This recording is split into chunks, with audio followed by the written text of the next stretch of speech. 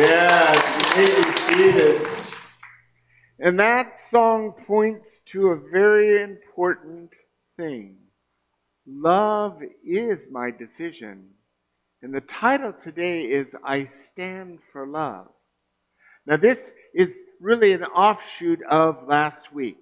Rudy sang a song, I Stand for Love. And I saw that as a thing we can focus on because our spiritual journey calls us to love. And it truly is our decision. I start with the great wisdom of Reverend Eric Butterworth. Powerful Unity minister, wrote some incredible books, and he says, love is not something we give or get, it's something we are. So what we're talking about is not the love of like Valentine's, where you give the box of chocolates or you get the flowers. That's love, but it's a different kind of love than we're talking about. The love that we're talking about is the love that we are. Do you know that you're loved? Do you know that that love is eternal? Do you know that that love is the source of great inspiration and wisdom in your life? Do you realize that whether you're connecting with that love, it's your choice? It's a decision.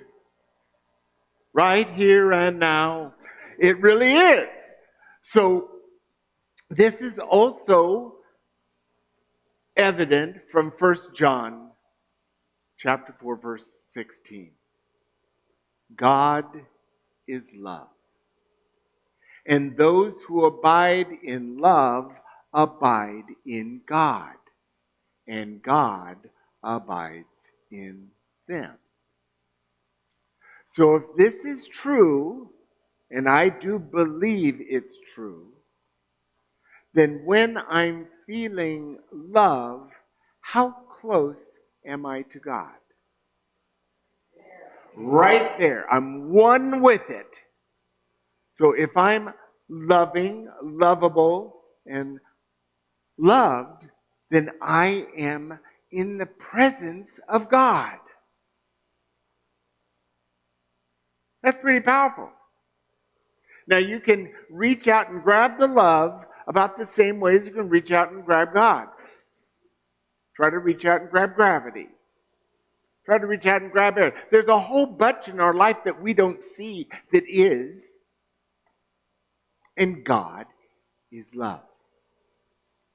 And the key is abiding. Abiding is living. And the love of God is so pure that we are free to choose whatever we choose. God doesn't care. God's love, unchanged. And our choices don't change God, they change us. I stand for love is standing in God. It's not always easy. Charles Fillmore, co-founder of Unity, wrote, love is the power that joins and binds in divine harmony. Now, what's true about this, it's easy to love the people you already love. It's easy to be nice or to be loving towards the person you don't know who's being really nice to you. But it takes a courageous step to stand in love, and love where you would otherwise choose criticism, judgment, hatred, shaming, blaming. Ever been there? A bunch of liars are sitting here. And that's the truth. I've done it this week. A couple of times. It's part of the human journey. And the spiritual journey is to bring forth the wisdom, the courage, and the strength to stand for love rather than standing on my righteous position because I'm right, because they're wrong. And it takes courage because for some reason it takes a huge amount of energy. It's really easy to do that. It's really hard to do this. You know what I mean? It takes courage. So there's situations in your life. It could be a neighbor. It could be a brother or sister. It could be a coworker. It could be someone leading the nation or not leading the nation. It could be something happening halfway around the world. And we get into positions where we know what they're doing, what they're thinking, what they're being, and we have no idea. How does it feel if I look at you and I believe you're bad and wrong? It feels awful if the person sees it and receives that. It feels awful inside us. Can you relate to this? Been there, done that? But the choice for love binds things and harmonizes things, brings things together. And it's extremely powerful. We have some magnificent individuals who have practiced this in our lifetimes or in this era. Mahatma Gandhi led a people with love, choosing love, not hatred to the people who were over them, but walked through every situation with love on their heart, peace as their conviction, and change happens.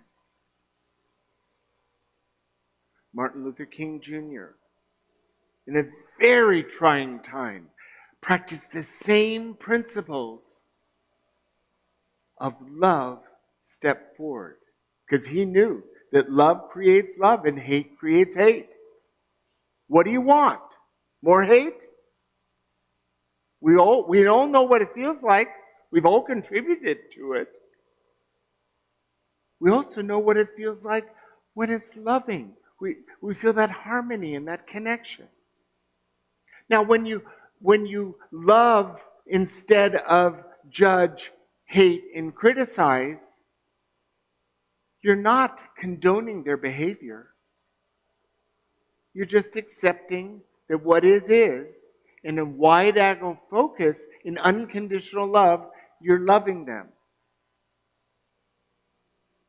Knowing they're doing the best with what they have, and their journey is their journey, and my journey is my journey, and I'm standing for love. Does this make sense? Now, Reverend James Dillard Freeman, of course, he wrote the Prayer for Protection and many other things. He was the dean at Unity Institute for many years. And he says this: the Christ in you is stronger than any fear before you. So that innate love, that Christ, that God essence within us, that fully divine area of our life is stronger than any fear. This is why when we choose love, when we stand for love, we can walk through situations where we used to have a lot of bile, a lot of pain, a lot of judgment, a lot of righteousness.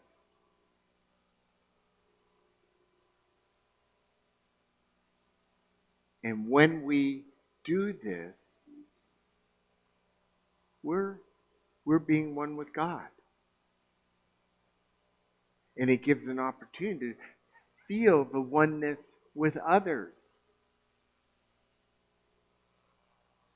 When you zoom all the way out and you see that picture that astronauts have taken of planet Earth, this beautiful blue ball, do you love the Earth? It's easy to love the Earth. It's home. It gives us everything. It's easy to love. Well, what's the difference between loving Earth and loving every living thing on Earth? It's all one. We're all in this tiny little speck in the universe. We might as well love each other. And we can love until they love themselves. We don't need to fix them. We don't need to change them. Just love them. And when we step on the platform of I'm right, we can easily step back off and say, I stand for love. Now, for me, I will march for peace. I will not march for anti-war. I won't take a stand for no peace. I will stand for peace. That's why I think the war on drugs is the wrong way to do it. I walk for health. I walk for peace. I walk for love. I walk for unity. We have a wonderful name. It means love.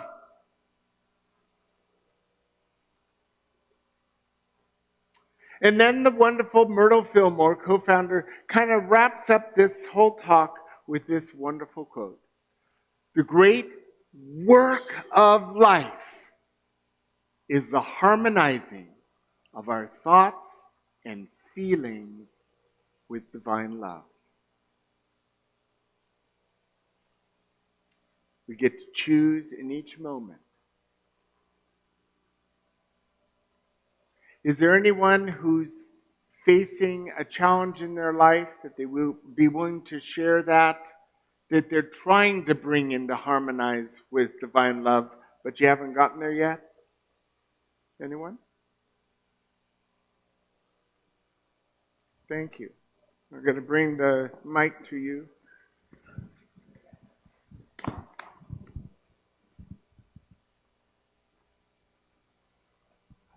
Yeah, if you could teach me not to get mad at my computer, that would be something. Oh, you're hurting the computer's feelings. But it's frustration. It is. And that frustration is eating at you because it's really great when it works the way it's supposed to. But when it's not, it's extremely frustrating.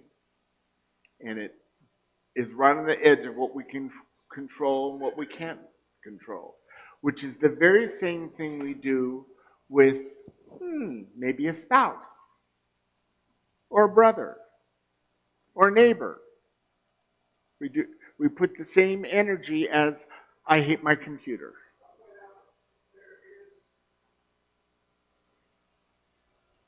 I will point out that I acknowledge there's a hundredth of a second there that you have a choice, and if you can latch onto that choice within a hundredth of a second before you go off, you begin to make progress. I agree. And I believe that second is available every second. We can take a deep breath and we can restart, make a new choice. That's right, because we get caught up in our fear and our frustration and our anger rather than the love. And the love is the path that will lead us to what's that number for Geek Squad? Or how can I get help to get this resolved? Anyone else?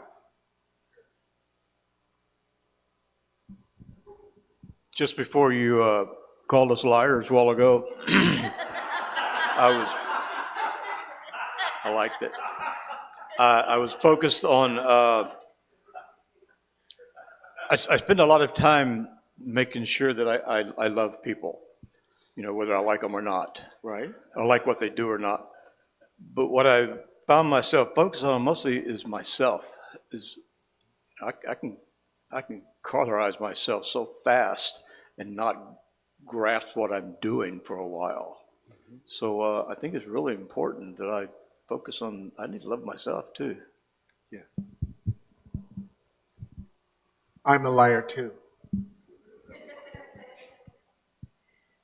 Anyone else?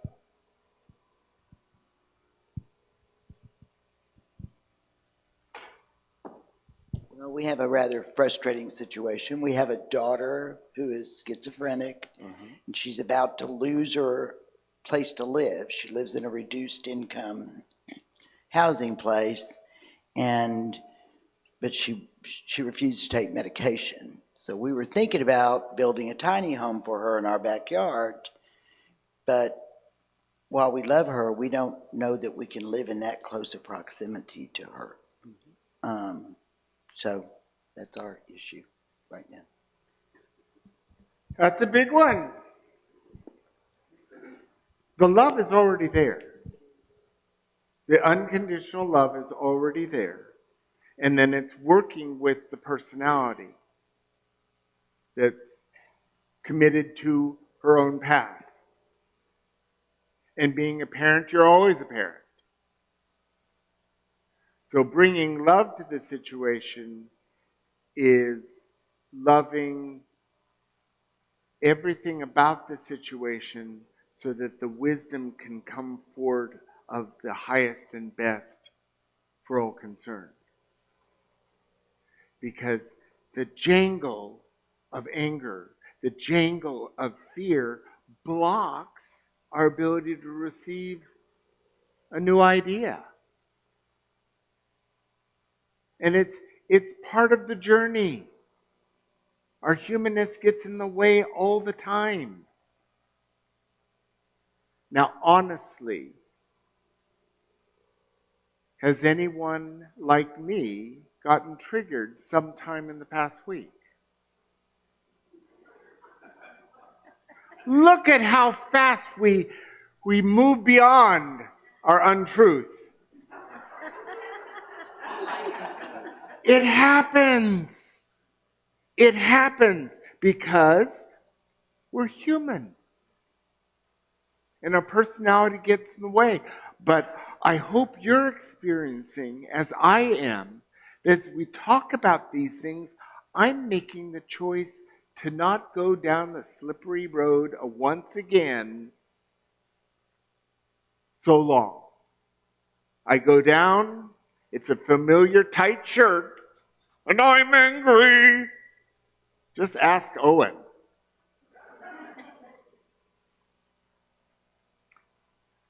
You might ask, are you living with a crazy person? And he'll say, absolutely.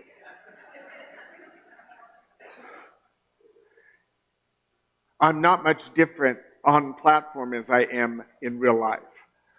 It's just the way I am. So, I stand for love is a journey. And our personal exploration this week is noticing. Notice how I speak to myself when I make a mistake.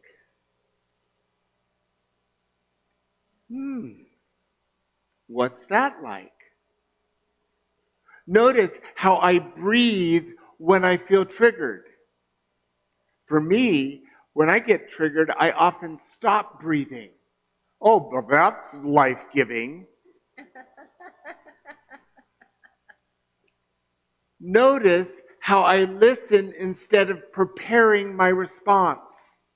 You know what I mean? Really listen and then respond, or not really listening and thinking about how am I going to respond to all of that.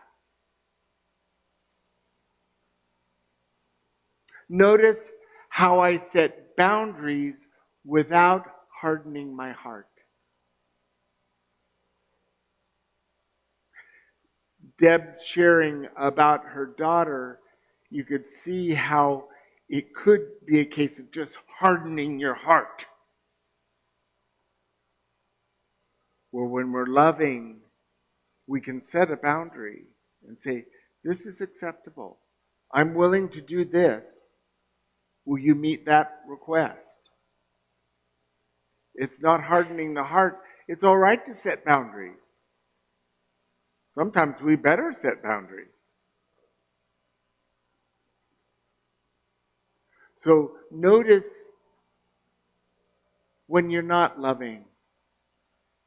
Notice when that fear arises, when we're triggered by some reaction or something they're saying or they're doing. And how can we stop? Take a breath. Take a deeper breath because I notice I'm triggered. And allow ourselves to open to God in love. And then we can say, I stand for love.